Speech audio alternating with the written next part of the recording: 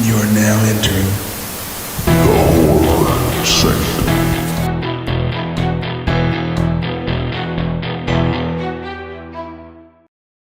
Hello, welcome back to the Horror Sanctum podcast. I'm Jay, with my two hunky boys, Kelan and TJ. Oh, yeah. And this week we're visiting a bucket Very hunky movie.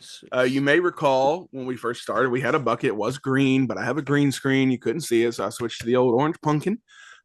We all have a bunch of movies in here that we want to talk about, and this was one of my movies, so I have to dig through there and pull it out because we randomly decided to do this one because we're interviewing the actor, one of the actors, blah, blah, blah. Anyways, it's 2020's horror sci-fi comedy, PG, aka Psycho Goreman.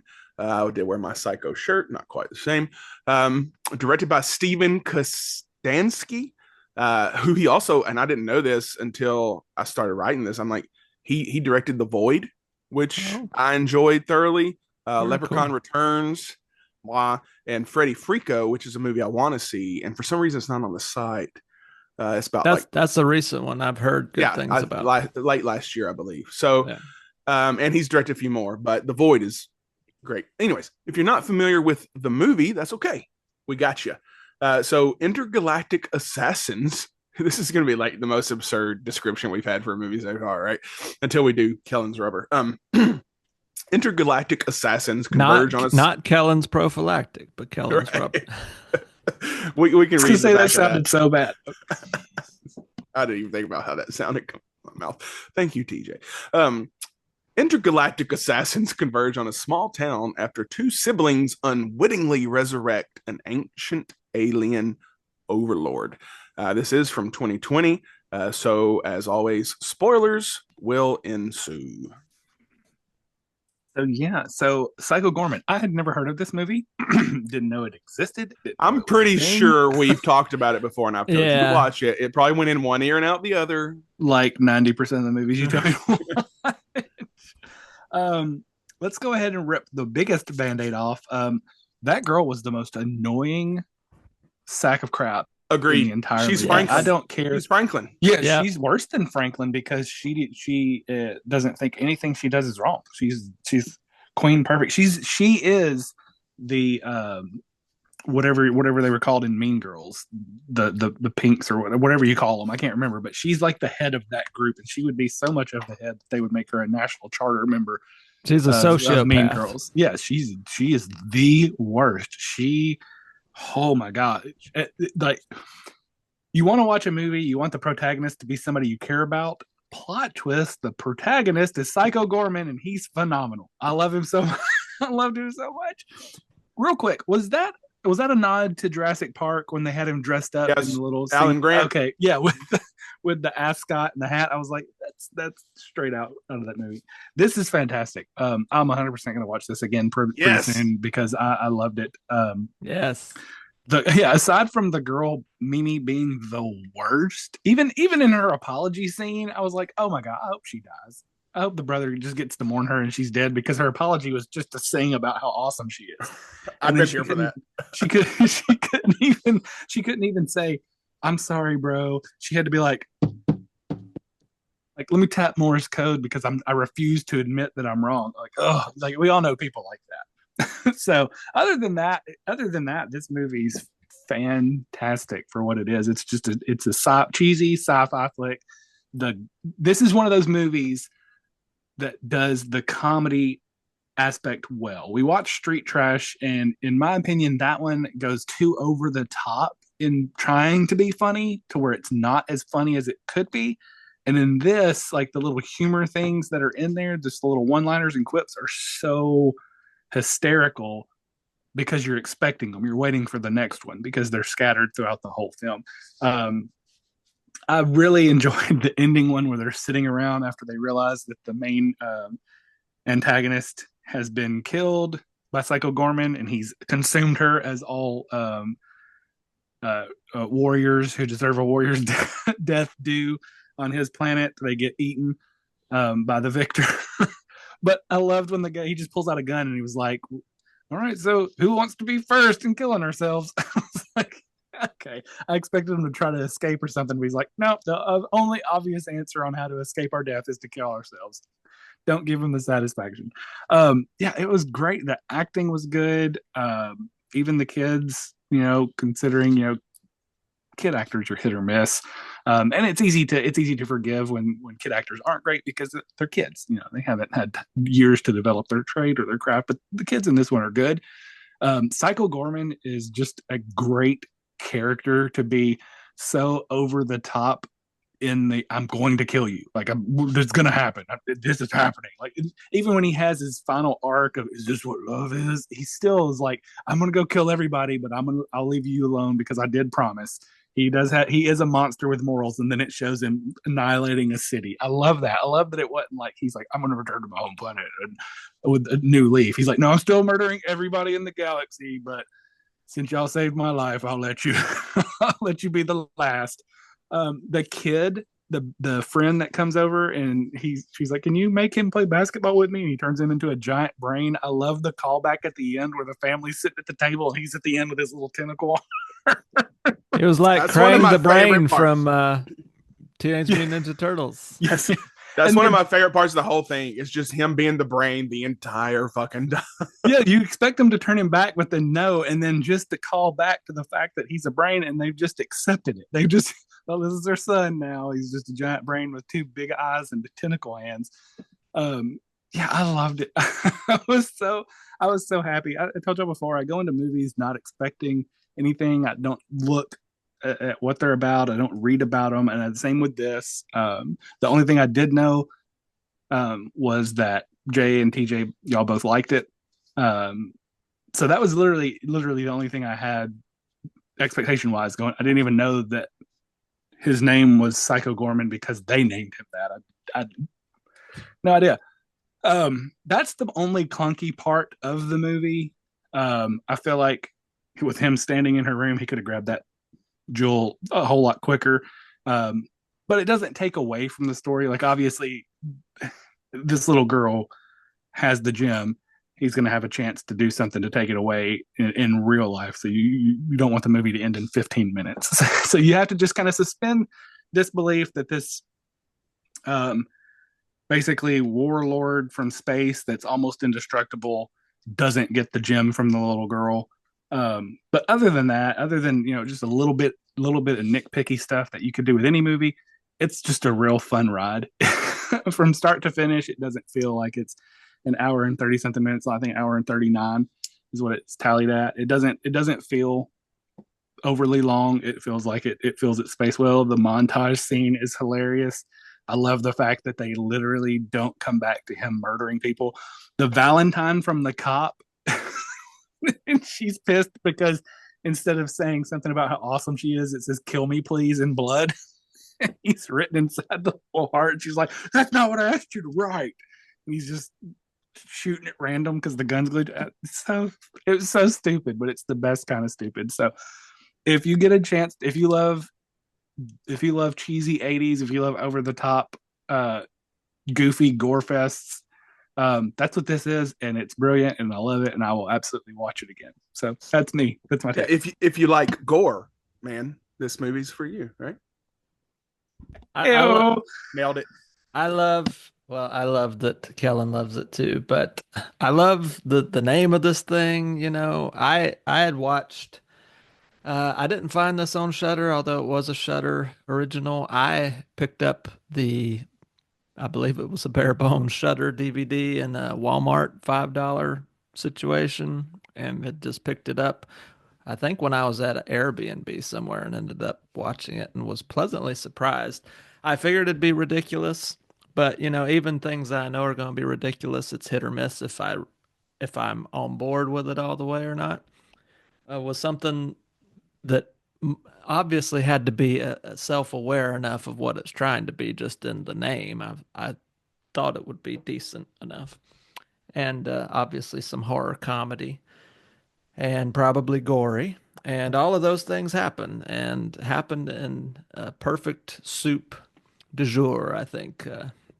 Chef's kiss for Psycho. I like to call him Psycho Goreman, not Goreman. I like to think of my Psycho Goreman as as kind of a, I don't know, like Insurance salesman. When I hear Gorman, A I think Jewish of insurance salesman, or maybe like tax attorney or something. a CPA. Yeah, for Yeah, sure. that's his day job. He's Psycho Goreman on the weekends when he can just let his hair down and kill a bunch of people, or, or a whole planet full of people. Whatever strikes his fancy. But the one-liners and the talk between Psycho Goreman. I don't know who did the voice. I don't think Matthew Ninaber did the voice. No, someone else did the voice. I looked that up. But So whoever wrote it and whatever the lines were for it they were popping me big time. Like every other thing he says is hilarious and totally kind of takes you off the tone of where you think things are going, and it keeps the comedy grounded despite the fact.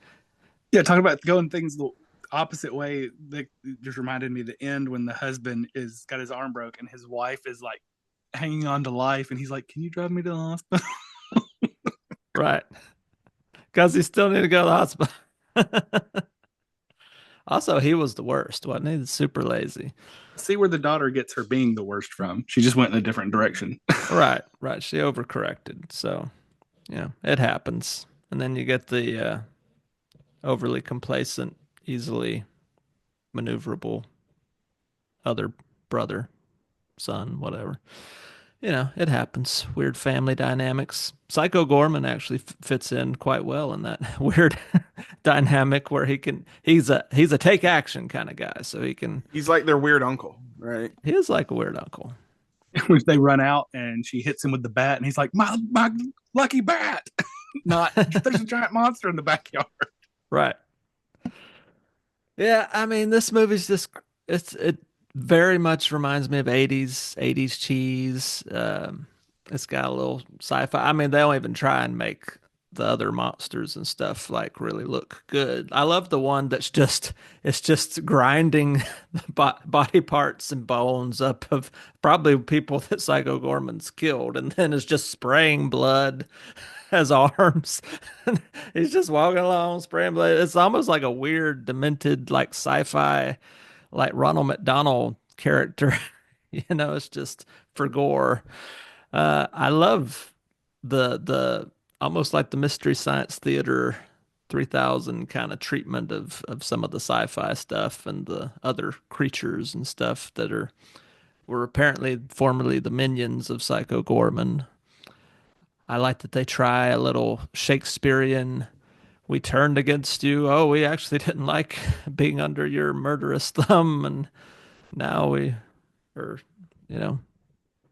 fighting against you. Kind of like it's like a Greek tragedy with more gore and more one-liners, which I can dig that.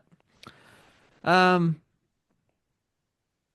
I mean, I don't know that it's one of the classic of all times. We won't get into ratings because I'm curious what Jay has to say about it, but I do think it is one of the better horror comedies of the last few years that I've seen, and there have been a number of good horror comedies over the last few years that have come out.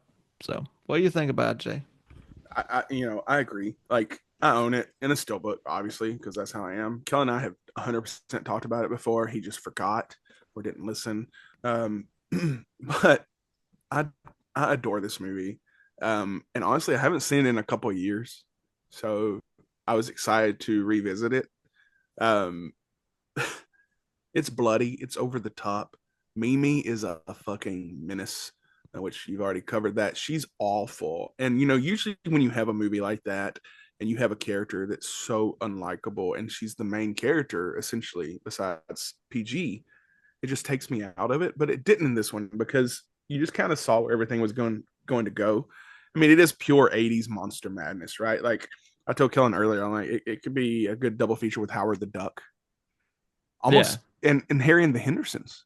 Like these situations where they get a extra member. It reminded me of like the style and how gonzo it was, like the Guyver. I don't know if anyone else has seen the It reminds Guyver. me a lot of the Guyver, especially the construction of Psycho Goreman as the John suit. actually turned me on to the Guyver, rest his soul. But it's got Michael Berryman in it, so I should have already watched it, right? But I love the Guyver to death. I now own the Arrow and the vinyl soundtrack. I loved it was almost all practical effects, right? Like I loved all the creature designs. My favorite, besides the kid getting turned into the brain, my favorite was one of the ones that like at the table with the angel or whatever she was, that was just like a robot with like a glass head, and he looked like almost like a skinny brain. He was my favorite one. And when I was watching this again, and I kind of thought about it before, like we're all collectors to some degree, right? And like I have everything. Like my addictive personality makes me buy everything. So like I like figures and stuff like that. I know it wasn't because it was an indie film, right? But it feels like it was made to sell toys to me. But they never made toys. Like I know there was the fast food restaurant they eat at. I know there was a version of the movie that you could get that came in like a Happy Meal from that restaurant. It had like a little PG figure. But it's such a niche thing, so maybe there wouldn't be money in it. But like you could sell action figures of all Oh, those totally. characters, and guess what? I would buy them. Like, I would They buy kind every of single remind one. me of the more obscure Teenage Mutant Ninja Turtle villains, Yeah. like that you I have would that get on my when you notes start next. getting- there you go. I also So- love that they call him PG in a very not PG movie. Right. I almost wish a special feature on one of these Blu-rays would be like the PG version of this. Right. Just It's like ironically. 2 minutes long. Right. It's just them playing what's the name of the game they play? Crazy Ball? Psycho Crazy Ball. I Crazy want to know Ball. the rules of Crazy Ball. Ball? Oh, well, they explained it like 4 times. We just our eyes just glossed over, right? But Right. it feels like it was made to sell toys, although we know it wasn't, similar to Teenage Mutant Ninja Turtles. Funny enough, went to Springfield this weekend just to hit some antique stores, and there was it was a kangaroo villain from TMNT. I used to have all of them, and now they're expensive as hell. Oh, yeah. I used I to wish have I a could, but bunch they of had them. that kangaroo, and I'm like, I didn't buy it because Lindsay was with me mostly, and I'd already spent a lot of money. But He-Man was those. They made those toys He-Man, same body. G.I. They Joe, shaped Transformers. Cowboy Bebop. Oh, yeah. So Cowboy Bebop was made to sell toys. I saw that in a documentary, and the creator. That's why it's only one season, because Cowboy Bebop's fantastic. If no one's seen the anime and the live action, I haven't watched yet. But Well, everything used to come on Saturday mornings for kids when that was a thing, was made to sell toys. yeah, so but the creator of Cowboy Bebop realized that's what they wanted. It's like, well, you should make more ships and blah blah blah, so we can sell blah blah. So that's why it's only one season. He's like, I'm out. This is not what I want to do.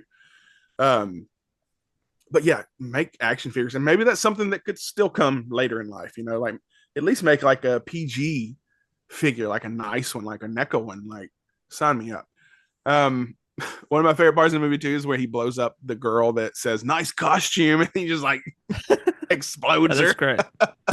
That's what's so funny is that stuff like that, and they never address it. They never. The cops show up, he kills one of the cops, and has the other one mangled, and it never gets addressed. Like nobody, there's not like the U.S. government shows. Like no, it's just like it just happened. That just feeds into the humor, right? And like that cop, me not seeing it for years, I had forgotten about that cop, and he's one of the best things about the movie too, because he's just following them around, like, come on, let's go, like his little sidekick. Besides Mimi being just a douchebag, my only it's not even a knock, but like I want more, right? I want more lore. I want more stories. So I wish they would I guess a comic series would be easier. Make a comic series, make a television series, something, and expand on that. Even let it be different characters. It doesn't have to be PG. All these other characters we saw that we were intrigued by. Like, it also reminded me of Hitchhiker's Guide to the Galaxy, like character wise. Yeah. Like you introduced so many fun characters, and you just gave us a little taste of it, and I want more. Well, I there's a want more lore of with these angel robot characters and how they can kind of turn human and back. I mean, that's interesting. Yeah, like or PG's a prequel, where we see him going nuts on everything and in Right, the because universe. they were like the slave class underneath this dominant class. Yeah. And then there's a rebellion that he leads. I did think it was funny at the end. We're going to battle to the death, but first we're going to sing this song again, which is a nice little callback to the song they were playing. Like where they just said heck and frig and all these non-cuss words. I thought that was pretty funny. I love the ending, like Kellen kind of touched on, is like, okay, all right, he's changed, right? He's going to be the fun uncle and hang out and stay with us and dress like Alan Grant from Jurassic Park for the rest of our lives. No, he's going to pick up where he left off and he just starts annihilating everything. That's such a good ending because it could have went the route where we assumed, right? Like, okay, he's going to be docile now. He's learned what love and family is. He's going to be Like chill. Harry and the No, Hendersons. right, like Harry and the Hendersons. But no, he's like, fuck this. I'm going back to my righteous ways and just annihilating everything. I absolutely love that ending. Um, I think this would be considered a hidden gem. You know, I know we've talked about how that term is just kind of overused. I really think it could be considered one. I know it was on Shutter. It's on the site that we use, But but the thing with Shutter is like they promote like over a dozen, maybe a couple dozen now originals every year, and once it's out of the cycle, people forget about it. yeah. And I'm pretty sure I found the DVD at Walmart when it first came out. And then I found the Blu-ray and now I've upgraded to the Steelbook because that's me. But it's a movie I could watch repeatedly. It's a movie you can show anybody. You know, even like, oh, my mom hates horror and blah stuff. Yeah, but this is different. Is it bloody? Yeah, but it's different. You Are know, there like any it's good special fun. features on the Blu-ray? Well, you know, the Steelbook doesn't tell you what's on it besides Oh, the you cardboard haven't sleeve opened that it I've yet. already thrown. Oh, it's open, but I throw away the cardboard sleeve. So, in order to know what's bonus on here, I would have to put it into an actual player. But I'm not like you. Like if it's bare bones and I love the movie, I don't care. So, anyways, it's a fun movie, and really, it's rated R. It's a hard R, right? But anybody can watch it and enjoy it and have a good time with it. Well, it's over the top gore too. It's not like realistic gore. Like Evil Dead 2 Yeah. gore, you know, like you touched on the guy who just sprayed blood all over him. Like that's Or he such a just rips simple, those fun two dudes' character. heads with the spine out at the same time. Yeah, that was a nice fatality. Anyways, this is why I put this in the book. And we were talking before we started recording. It's been a mystery what Kellen thought about. Kellen watched it for the first time. I watched it probably third or fourth time. TJ probably 2-3 times, right? This was Kellen's first time. We all know the Abigail story if you've been with us for a while. So I was very concerned about this because I truly do love this movie. But he loved it. And in the beginning, I said, I'm going to put money that he liked it because I know the kind of humor he likes. I know he liked Rubber, which is a much weirder movie, also in the bucket. I was 60-40, but I've been surprised before. Have you seen Rubber, TJ? Yeah, I love Rubber. I saw Have you? Rubber at the Belcourt Theater when it Nice. first come out. So I know the answer to this from both of you, but have you seen the guys who made that made two other movies? One I'll have to look up, but the other is Mandibles, which is about a giant fly. So it's a fly the size of like a dog, like Yeah, I've not heard of like that. a poodle, not like haven't a seen it, chihuahua, though. like a big fly. Fantastic. The other one's like the deerskin jacket or something, where he has a jacket and kind of starts to take over his personality. Um, they're so fucking weird like to write these movies. Mandibles is a lot of fun, but if you're like me and you have a penchant to love animals more than people, it is a little depressing. um Anyways, we'll get to Rubber eventually. It is in that bucket, so we'll go around, give our rankings, and we'll close up shop. You know, I think originally I gave this a 4 and I'm going to stick with that 4. It's fantastic. It's funny. It's heartfelt, even though Mimi is the worst. But there's still some feelings there, like the little brother. You feel for him the whole time. Um, I mean, they're not from a broken home, but there's definitely some dysfunction in that household. Um, but yeah, I give it a solid 4. Kellen? Yeah, it's hard to rate it because Turbo Kid, I really loved, and it's in that same vein. I think back to the movie Kung Fury. Oh, If you've yeah. seen that, That's with fun. the David Hasselhoff song in it, "True Survivor," which I Mhm. still listen to regularly. Thank That's you, a Mr. good music Hasselhoff. video. It's a great music video. Him flying out of the car in the air and sticking the superhero landing. So I think of those. I think for me, those are just a touch better. I think Kung Fury wins me over because they cram a lot in a short amount of time, so it's a super easy watch. Turbo Kid is kind of like Mad Max, but zany. And then this is just like Jay said, it's that typical story where you add a random member to the family, and then the family falls in love with him, and they took that premise and just completely went off the rails in the best way possible. Like we talked about, even in the end, instead of him being like the fun uncle at the end, he's like, all right, see you later, and and then he's annihilating a whole city, like completely unstoppable. So for that, I would give Kung Fury a 4. I would give Turbo Kid a 3.5. I'd give this a 3. And if you know my ratings, I say this all the time. If you know my ratings, a 3 is really solid. So yeah, I really enjoyed it, and I 100% will watch this again. 3's okay. TJ? Yeah, I mean, I think I probably split the difference with a 3.5. Just because I think there is a higher tier of horror comedy that does a lot of the same stuff, but it's a little bit more polished that I give a 4 to. But this is still solid, especially for whatever the budget was probably super low, for what they had to deal with. Honestly, if it wasn't for the gratingness of the Mimi character being so much, it'd probably be a 4 for me. But she does take some of the main scenes down for me a little bit just with her gratingness, which I know that's the point of her character, but I think they just overplayed that a little bit much. I would have liked less Mimi, more Psycho Goreman one-liners. Mimi should have been the friend that got turned into the brain. That's what you expect that character who's so overbearingly douchey to become. Is right. To get Then turned give into the some brother kind of the brain cell. spotlight Yeah. and let him Yeah, well, come she out was of her such a shadow. control freak. Like, she had to be the one in charge of the jewel or whatever, right? But even that whole time, you're like, okay, if it was the brother, he would have already taken it or given it back to him. Like, she was the only one that we She knew was the of alpha. strong enough Yeah. to keep it, right? So that puts us at a 3.5. Very fair. I'm just going to read the synopsis for Deerskin. It's not that exciting, but the same guy who made Rubber. But a middle-aged drifter becomes obsessed with a fringed deerskin jacket and winds up blowing his life savings and turning to crime. It is a fun movie. You'll hate it, Kellen, because there are subtitles. They're all French, I think.